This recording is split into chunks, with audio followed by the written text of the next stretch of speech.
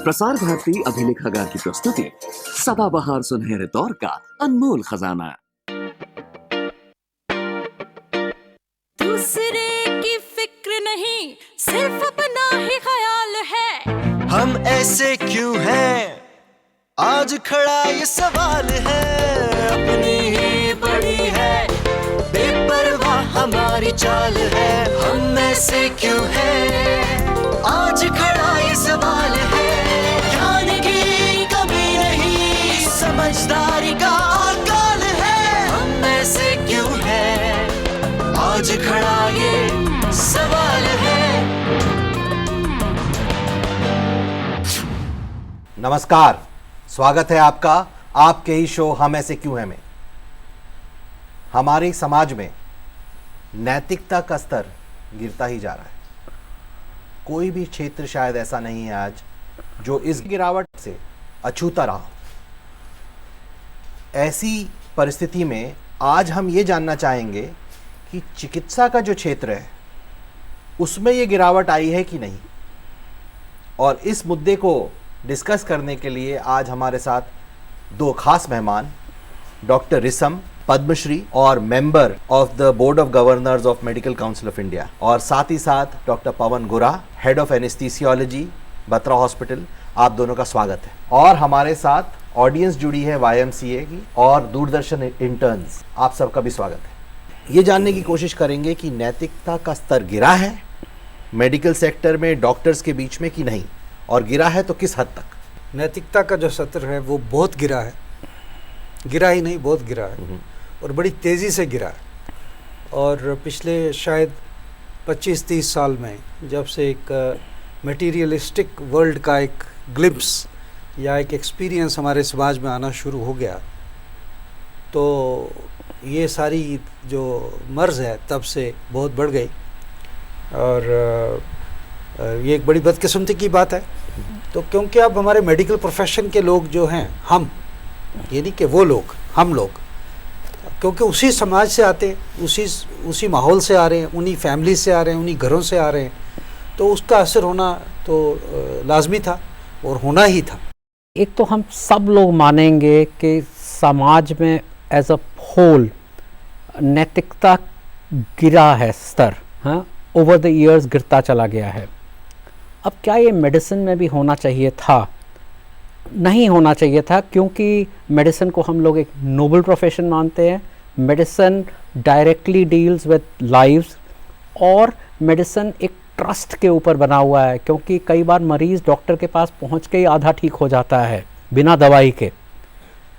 लेकिन अनफॉर्चुनेटली, जैसे डॉक्टर रिसम भी कह रहे थे, क्या हुआ है कि हमारे समाज में नैतिकता का स्तर इतना ज़्यादा गिरा, कमर्शलाइजेशन इतना ज़्यादा हुआ कि वाटर टाइट कंपार्टमेंट्स तो हैं नहीं जिसमें कि आप मेडिसिन का डॉक्टर्स जो हैं उन वो सब अलग हो जाएंगे। मेडिकल स्टूडेंट्स के डेज के ऑनवर्ड्स वो देखते हैं कि हम कितने घंटे पढ़ते हैं, हम कितनी मुश्किल से मेडिसिन में आते हैं। हमें ग्रेजुएशन के बाद कुछ नहीं होता, पोस्ट ग्रेजुएशन और उसके बाद रेजिडेंसी और उसके बाद वो, और अल्टीमेटली एक ऑनेस्ट डॉक्टर कहाँ आके फंस जाता है, उसके वो दोस्त जिनको मेडिसिन नहीं मिली होती है, वो तो कोई बिजनेसमैन बन गया, किसी ने MBA करके जल्दी से सेटल हो गया, कोई लॉयर बन के जल्दी से सेटल हो गया, कोई प्रॉपर्टी डीलर बन के बहुत जल्दी सेटल हो गया, और एक डॉक्टर जो कि ऑनेस्ट है वो फंसा हुआ है। ऐसे में फिर भी मैं कहूँगा कि ये डॉक्टर्स के क्रेडिट की बात है कि most doctors today are not corrupt. लेकिन हाँ, एक सर्टन सेगमेंट अनफॉर्चुनेटली अफेक्ट हो गया इस सोसाइटी की मेलोडी से, और उन लोगों ने ही, उनमें से कुछ बहुत सक्सेसफुल हो गए, तो इसलिए the whole community, the medical community is coloured with a black colour now. Picasso ने कहा है कि जो लीडर है वो ये नहीं कह सकता क्योंकि मैं सोसाइटी से आया हूँ मैं ऐसा ही होऊंगा जैसी ये सोसाइटी है। वो कहता है कि उसको सोसाइटी को नए पायदान पे ले जाना होगा, सोसाइटी को नया मार्गदर्शन करना होगा, दिशा निर्देश तय करेगा वो ये नहीं कहेगा कि जैसा मैं हूँ वो मैं इसलिए हूँ क्योंकि मैं ऐसी सोसाइटी से आया हूँ। वो कहेगा यथा राजा तथा प्रजा, जैसा मैं लीडर हूँ वैसी अपने प्रजा को बनाऊँगा। डॉक्टर वो लीडर है जिसके सामने डॉन और दरोगा दोनों ही घुटने टेक देते हैं। तो क्या डॉक्टर्स ये एक्सक्यूज़ के पीछे बैठ सकते हैं कि जैसी सोसाइटी है वैसे ही मैं हो गया हूँ? आपने तो बड़ी एक कमाल की और बड़ी गहरी बात कर दी। ये बात भी सही है कि जो मेडिकल प्रोफेशन को जिस पेडेस्टल पे युगांतरों से जब ये हकीम और वो सब लोग हुआ करते थे, मेडिकल प्रैक्टिशनर कुछ गड़बड़ करता है तो ऐसा लगता है कि भगवान ही बेईमानी पे उतर आया। जब हम स्टूडेंट थे तो विद्यार्थी थे मेडिकल कॉलेज अमृतसर के, तो जो हमारे प्रोफेसर थे, सीनियर्स थे, तो उनका जो गरिमा थी, जो उनके गरिमा शब्द है, जो उनका स्टेटस था समाज पे, जो उनकी रिस्पेक्ट थी, वो बिल्कुल वही थी जिसकी आप तुलना तस्वीर दे रहे हैं, देवता वाली। और आज जब हमारी पीढ़ी के लोग, हम लोग, मैं तो सबको कहता हूँ कि अभी भी वक्त है, संभल जाए, क्योंकि जो हम मॉडल क्रिएट कर रहे हैं अपना, अपनी जूनियर्स के लिए, वो इतना एक ख़तरनाक है और ख़राब है कि हमारा तो जितना नुकसान होना था हो गया, इनका बहुत ज़्यादा हो जाएगा। नुकसान से मेरा मतलब मोरालिटी का, इनका जो लॉस है, इनकी जो गिरावट होगी बहुत ज़्यादा हो जाएगी। और ये एक बड़ा ही कम्प्लेक्स इशू क्रिएट हो गया है। डॉक्टर गुरा साहब ने बिल्कुल सही फरमाया। वो ये कह रहा है, आज का विद्यार्थी या मेडिकल स्टूडेंट, वो ये कहता है कि मुझे तो आपने बिठा दिया वहाँ, मेरी रोटी कपड़ा मकान का क्या होगा? मेरे बच्चे जो हैं वो भी तो एक 5 स्टार स्कूल में जाने चाहिए, मेरे पास भी गाड़ी होनी चाहिए, मेरे पास भी बंगला होना चाहिए। प्रॉब्लम तो अब कन्फ्लिक्ट है ना एक, लेकिन एक अब उसके लिए, वो अचीव करने के लिए अब वो कुछ ऐसे रास्ते अपनाता है जो गलत हैं। हम किससे कंपेयर कर रहे हैं इस बच्चे को? ये जो नौजवान बैठे हैं, ये क्या देख रहा है? ये तो ये देख रहा है कि मैं किसी प्रोफेशन के लिए उंगली नहीं उठा रहा। आप बहुत अच्छा पॉइंट बोल रहे हैं। जैसे आप हमें करें, मैं समाज को कह रहा हूँ, और एक फीस 10 लाख से लेके 50 लाख ले रहा, और वो अपना एक ब्रीज देखने के लिए उसकी फीस है 25 रुपया, 50 रुपया, और उस पर भी सरकार उसको वहाँ रेगुलेट कर देती है। सच्चे सही डॉक्टर की बात करता हूँ मैं, इस बच्चे की बात करूँ, मेरे सामने बैठा, ये कहता है मैं जान बचा रहा हूँ, दिन रात जागता हूँ, नाइट ड्यूटीज़ करता हूँ, मुझे रेजिडेंट 24 घंटे, गुरा साहब हेड ऑफ द डिपार्टमेंट हैं, एक बड़े इंस्टीट्यूशन के इतने लीडर हैं वहाँ, ये आपको बताएंगे कि डॉक्टर रेजिडेंट्स की कितनी टफ ड्यूटीज़ हैं। वो कहता है मैं हफ्ते में 4 दिन 24 घंटे हॉस्पिटल में रहता हूँ फॉर लर्निंग, और मैं इतना कुछ करता हूँ, और मेरी सैलरी इतनी है, मुझे इतना पैसा मिलता है। तो वो सब कुछ अपने कंपेयर कर रहा है उसके साथ। मैं एक शरीफ आदमी की बात करूँ। बाकी जब फिर वो स्टेज पे आ जाता है कि अब तो मुझे भी ये करना है, तो फिर वो अपने दिल को एक जस्टिफिकेशन देता है। तो उसके फिर अगली स्टेज वही है जो मैल प्रैक्टिस की है, करप्शन की है। जैसे आपने ऑर्गन ट्रेड की बात करी, आपकी किताब है द स्कैल्पेल, इस किताब के बारे में जरा संक्षिप्त में बताइए, आपने बताया क्या है इस किताब में, और उसमें ऑर्गन ट्रेड की क्या बात करी आपने? देखिए, जब ये किताब द स्कैल्पेल, जब ये मेरी ज़िंदगी का वो जो 30-35 साल का एक अर्क है, निचोड़ है, क्विंटेसेंस है जो, और actually it is an exposé on the medical profession. मतलब आपने पूरी बात पर्दाफाश किया है जो अंडरबेली है मेडिकल प्रोफेशन की। और आप सुन के सब खुश होंगे, हैरान भी होंगे, सब लोग इस बात पे हैरान है। मेडिकल प्रोफेशन ने ही किताब को अपने हाथों पे उठा लिया। आपको बड़ी खुशी होगी सुन के। It just proved one thing, that the majority of the people in the profession are good and honest people. Absolutely. They are good people. अगर मेजॉरिटी शैतान होती जिसके बारे में मैंने लिखा है, तो फिर मुझे लिंच भी किया जाता। I have a strong belief, which was before the book, now it is no concrete belief, कि majority of people in any profession, whether it is police department, it is a legal profession, it is a teaching profession, it is the media, any profession, majority of people are still good and honest people in the today. Actually देखिए, दुनिया चलती अच्छे लोगों के जोर पे है। अब कुछ बुरे लोग हैं जो कि हर प्रोफेशन में हैं, परसेंटेजेस चेंज कर सकती है। और मैं तो अभी भी ये कहूँगा, मैं हेल्थ केयर प्रोफेशन को बिलोंग करता हूँ, कि प्रॉबेबली हेल्थ केयर प्रोफेशन में the percentage of corrupt people is much lower than the other profession. Predominantly जो लोग हैं वो नहीं हैं इससे अफेक्टेड, कुछ लोग डेफिनेटली हैं। और जो प्रीडोमिनेंटली गुड लोग हैं वो इस प्रोफेशन को आगे बढ़ा रहे हैं, profession is doing a lot of things. Unfortunately yes, कुछ लोग हैं जो गलत काम कर रहे हैं और probably we need more watch dogs, more regulatory things to control that. और उसके अलावा एक चीज़ हमको, आई थिंक जो सोशल साइंटिस्ट हैं उनको ये भी देखनी होगी कि इस सोसाइटी में अगर इतना ज़्यादा करप्शन, जो बेसिकली आजकल तो एंटी करप्शन पे इतना ज़्यादा बीच में बात हुई थी कि until unless that takes root, एक सेक्शन ऑफ सोसाइटी इससे अनछुआ नहीं रहेगा. कोई भी सेक्शन है वो इन्वॉल्व हो ही जाएगा. क्या हुआ है, हम कहते हैं कि एक मछली सारे तालाब को गंदा कर देती है. अब मेरा ये कहना है कि जो गंदी मछली है वो बड़ी हो गई है, वो वेल बन गई है, तो उनका पूरा का पूरा प्रोफेशन उनका अनुसरण करने लगा है. मैं आपके माध्यम से समाज को पूछता हूँ, मैं समाज के ठेकेदारों को पूछता हूँ जो बड़े बड़े लोग हैं, कि उन बड़ी व्हेल्स को ही, ब्लू व्हेल्स को, जो बड़ी मछलियां हैं, उन्हीं को तो आप भाव दे रहे हो, उन्हीं को तो आप ऑनर कर रहे हो, उन्हीं को तो आप जगह जगह बुला के हार पहना रहे हो, तालियां बजा रहे हो, गेस्ट बना रहे हो, चीफ गेस्ट कर रहे हो. तो उससे इनको क्या इनको इंस्पिरेशन मिलेगा इस जनरेशन को कि ये लोग जो गड़बड़ किया वो तो महान बन गया, कोट अनकोट महान. और जो शरीफ आदमी है, जो शराफत से, मेहनत से डॉक्टर दिन रात लगा है, उसको ना मीडिया उसके बारे में बात करता है, और उसको चाहिए भी नहीं मीडिया का प्रोजेक्शन. वो तो मेहनत कर रहा है, वो तो आराम कर रहा है, आराम से अपने खुशी से काम कर रहा है, ईमानदारी से कर रहा है. लेकिन जो जिस आदमी ने नैतिकता को तिलांजलि दे दी है, उसको जब मीडिया प्रोजेक्ट करता है, I think that is a very very negative thing. आपके प्रोफेशन में कुछ ऐसी एक्रेडिटेशन पॉलिसीज होनी चाहिए जिससे उनकी प्रोफिशिएंसी और उनकी इंटेग्रिटी भी मैप हो. ये नेट पे अवेलेबल होनी चाहिए, जिससे जब कोई कोई पेशेंट जाता है किसी डॉक्टर के पास, उससे पहले वो भी चेक कर सके. हमारी मेडिकल काउंसिल यही कहती है कि एडवर्टाइज आप सिर्फ तब कर सकते हो जब आप प्रैक्टिस अपनी नई स्टार्ट कर रहे हैं या एड्रेस चेंज कर रहे हैं या फ्यू वेरी लिमिटेड सर्कमस्टांसेस में. बाय एंड लार्ज आप एडवर्टाइज नहीं कर सकते.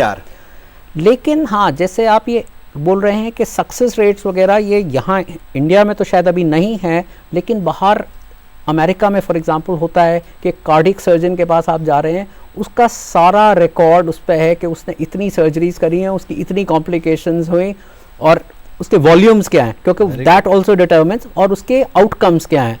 तो whether it is a cardiologist या वो एक कैंसर सर्जन है या वो एक आई सर्जन है या कोई भी है, it will help. But I think again this should be across for all professions ultimately, के हाँ, for all professions के लिए यही चीज़ होनी चाहिए. बहुत अच्छा आपने पॉइंट बोला, हमें ये ऐसा करना चाहिए.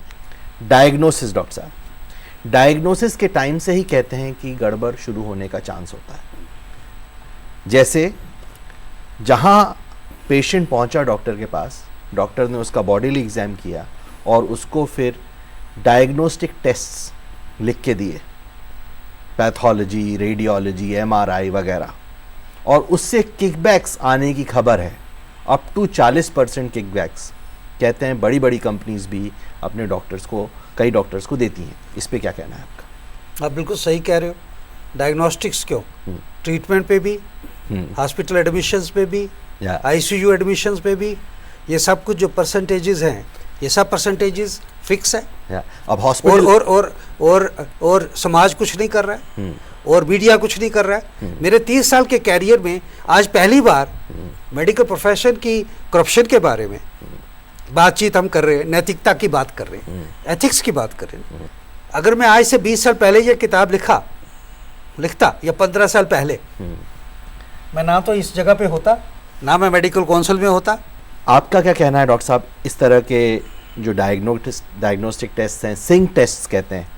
एक्चुअली ये चीज़ें हो रही होंगी, ज़रूर हो रही होंगी, और मेरे ख्याल से अभी कितनी परसेंटेज हो रही है इसकी स्टैटिस्टिक्स बड़ी मुश्किल होंगी, क्योंकि ये स्टैटिस्टिक्स कहीं पे है नहीं ऐसे अवेलेबल.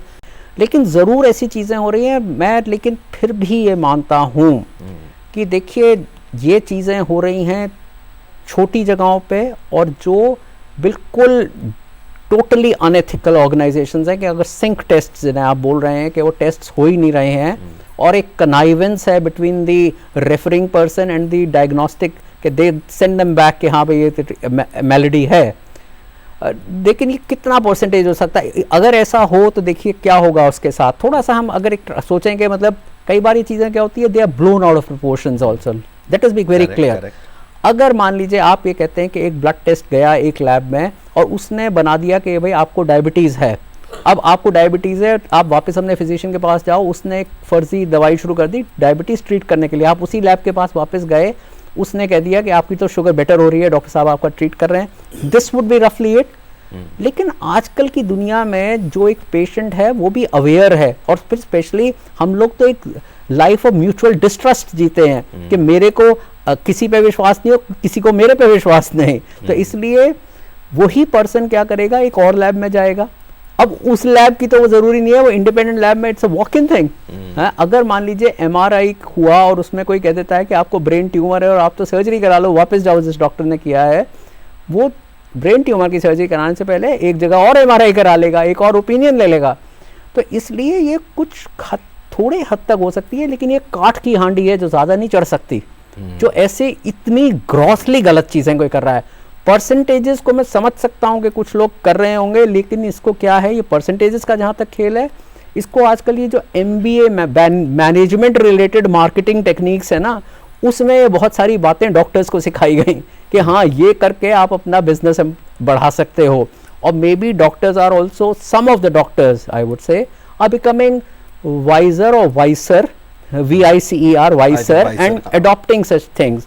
लेकिन बाय एंड लार्ज मेरे को फिर कहूँगा कि ज़्यादा सही लोग हैं, कम गलत लोग हैं। सहमत हूँ मैं आपसे कि परसेंटेजेस इस एरिया में डायग्नोसिस पे जो कि बैक्स हैं उसमें हाई हो सकते हैं, लेकिन बाय एंड लार्ज लोग ज़्यादातर सही हैं मेडिकल सेक्टर में। फुली आपकी बात मानता हूँ। प्रश्न और भी हैं, बट पहले लेंगे ऑडियंस से प्रश्न। सर मैं ये जानना चाहती हूँ कि जो पॉलिटिक्स है वो मेडिकल सेक्टर को कितना इफेक्ट कर रही है? आपने जो कहा जी बिल्कुल सच्ची बात है। डॉक्टर को बाध्य किया जा रहा है, उसको मजबूर किया जा रहा है, ये सही बात है। उससे एक्सपेक्ट किया जा रहा है कि वो इतना टर्नओवर देगा, उससे एक्सपेक्ट किया जा रहा है कि वो इतना रेवेन्यू लाएगा। बहुराष्ट्रीय कंपनियां जो कि दवाई के निर्माण के क्षेत्र में आजकल कार्यरत हैं, अमूमन देखा गया है कि डॉक्टर्स जो हैं वो बहुराष्ट्रीय कंपनियां जिनकी दवाएं महंगी होती हैं उनको ज़्यादा प्रेफर करते हैं या ज़्यादा एडवाइस करते हैं अपने पेशेंट्स के लिए बनिस्बत राष्ट्रीय कंपनियों के, जो कि कुछ सस्ती भी होती हैं। तो ये ऐसा क्यों करते हैं, और ऐसा है क्या डॉक्टर साहब? मेडिकल काउंसिल ऑफ इंडिया ने 2 साल पहले तकरीबन जितना भी ये स्पॉन्सरशिप्स थी मेडिकल कंपनीज़ की, फार्मा कंपनीज़ की, चाहे वो ये मल्टीनेशनल्स हैं या इंडियन कंपनीज़ हैं, जो कि इस तरीके से डॉक्टर्स को प्रलोभन दे रही थी ताकि उनकी दवाइयाँ लिखी जाएं, उस चीज़ को रोकने के लिए एक कानून बन गया है कि अब कोई भी कंपनी किसी डॉक्टर को कोई गिफ्ट, चाहे वो जो गिफ्ट होते थे एक पेन से लेके एक फ्रिज तक होते थे, टेलीविज़न तक होते थे, कार्स, हाँ, उसके आगे जितना आप चले, तो वो सब बैन कर दिए। Anybody caught giving or taking that gift will be penalized। Stanford university ने, क्योंकि ये तो वर्ल्ड वाइड प्रॉब्लम थी, अमेरिका ने लीड ली इस पे। वही बात जो हमने शुरू में कही, ये सब कुछ आया कहाँ से? हमारे यहाँ पिछले 25, 30, 40 साल से शुरू हुआ, क्योंकि वेस्ट में जब वो मटेरियलिज्म आगे चला गया तो उनको प्रॉब्लम्स दिखी, वही जो अब हमको दिख रही हैं आज। स्टैनफोर्ड यूनिवर्सिटी ने बैन कर दिया, यूनिवर्सिटी ऑफ मिशिगन है, यूनिवर्सिटी ऑफ पेंसिल्वानिया है, येल यूनिवर्सिटी है, इन सब ने ये बंद कर दी। ना कि सिर्फ ये हमारी समस्या है, बाहर की भी समस्या है। MCI ने ये सब बंद कर दिया। अब ये गिफ्ट्स, क्योंकि ये एक प्रलोभन था, that all has been stopped now. आज के जो ज़माने में बहुत से बच्चे ऐसे हैं जो मेडिकल की पढ़ाई डोनेशन से कर रहे हैं, और काफ़ी जो पढ़ाई भी काफ़ी महंगी भी है। तो वो बच्चे जो प्रोफेशनल फील्ड में जाते हैं तो उनके इतने सारे पेरेंट्स को पैसे खर्च करने पड़ते हैं कि वो कमाई के जरिया के बारे में सोचते हैं। और पहले ज़माने में नीम हकीम खतरे जान की बात, लोग पहले के जो होते थे वैद, वो अपनी दवा के बारे में अच्छे जो नसीहत नहीं देते, काफ़ी मरीज़ मर जाते। तो आज के ज़माने में ऐसे जो स्टूडेंट जो पढ़ के निकल रहे हैं, जिनको नॉलेज अच्छी नहीं है, उससे आम नागरिक कितना सुरक्षित है? मुझे लगता है कि आप हमारा सब एजेंडाज जो है वो आप जानते हैं, क्योंकि आपके प्रश्न इतना, ये जो आपने प्रश्न किया है कितना रेलेवेंट और इतना एक बर्निंग क्वेश्चन है, जिसके ऊपर हम मेडिकल काउंसिल इंडिया बड़ा सीरियसली हम इस वक्त लगे हैं। आप बिल्कुल सही कह रहे हो। सबसे पहले ये जो अनैतिकता का जो एलिमेंट शुरू होता था कि देश के सब बच्चे, हज़ारों लाखों बच्चे, 16-20 लाख बच्चा मेडिकल कॉलेजेस की एडमिशन्स के लिए दर दर भटकता था। कभी वो कलकत्ता में एग्ज़ाम दे रहा है, कभी भोपाल में दे रहा है, कभी चंडीगढ़ में, दिल्ली में, पुणे में, इधर उधर, और वो भी एक करप्शन का हिस्सा था।